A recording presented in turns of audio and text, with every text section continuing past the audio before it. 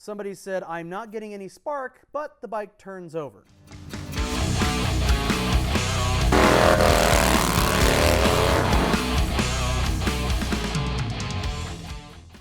So, this can actually be caused by a number of issues, one of which is the device that holds the seat to the handlebars. You.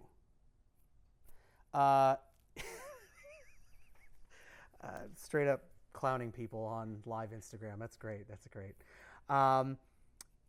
I'm going to go over some of the things that come up pretty commonly. Obviously, the diagnostic tree is fuel, spark, compression. You need to have those three things solid.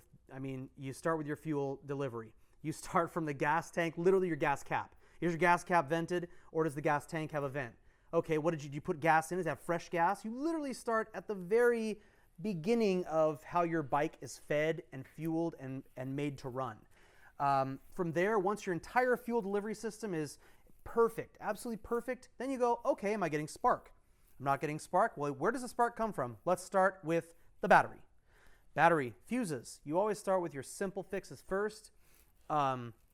If you start with, I hear people go, oh, I think my regulator rectifier is toast. Well, what makes you think that? Well, the bike won't turn over, it won't start. Well, Jesus Christ, man, how about you check your fucking fuses? Or maybe a battery. Well, the battery's only like 2-3 years old. Batteries only last like 2-3 years, like 3 years tops. Yeah, I mean, if you got a battery that's got 4 or 5 years, you're running on borrowed time right there. And one day you're going to be riding down the street and all of a sudden just, you're going to get nothing. So fuel, spark, compression. Generally, most problems that people have are going to be fixed with the first two. If you get to the compression point, then you're probably looking at some engine work, which isn't all that terrible. It's not a horrible process. A good machinist, if you don't know one, if you're not comfortable with doing the hone of the cylinders properly, if you're not equipped properly with the tools to install rings and a piston, to install wrist pins and all the fun stuff that goes along with reassembling the whole motor, take it to a machinist. Most places, if you pull the motor out and you give them a motor and it's determined you need a ring job or ring, not rim job, and pistons and all that stuff, you're looking at about anywhere between $200 to $500, depending on how much work really needs to be done. So anyways, back to the question at hand. I'm not getting any spark, but the bike turns over.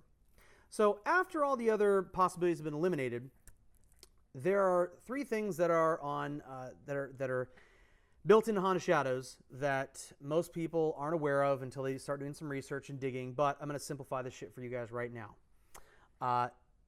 If you're not getting any spark, the bike turns over. Clutch safety interlock. There's two black wires on your clutch lever. Two little black ones, right?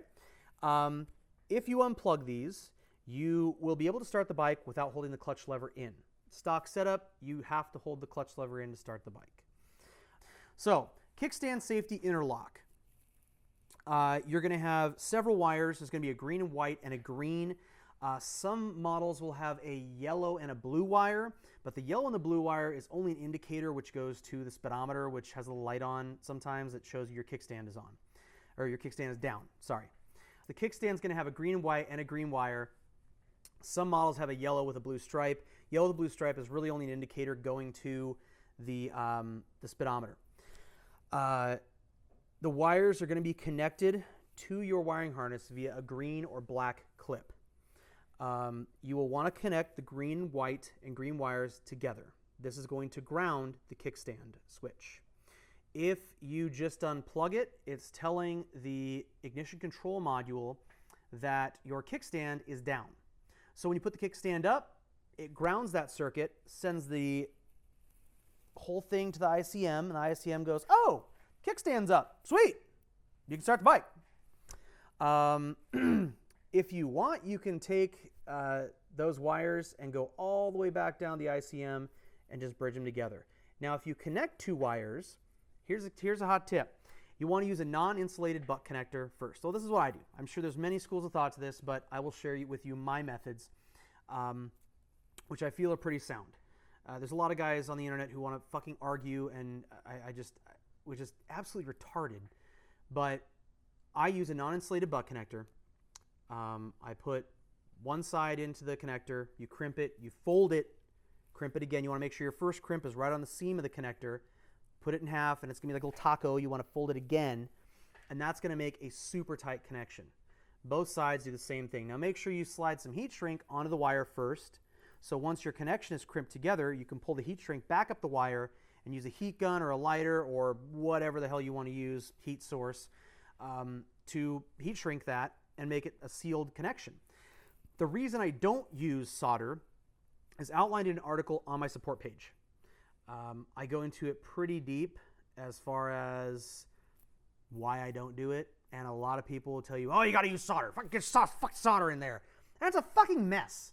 And if you understand what solder does and like the amount of heat required, it's ridiculous to think that you need it on a motorcycle's wiring. I definitely stand by the quality in my wiring. If I do wire something, it's not going to come apart the connections.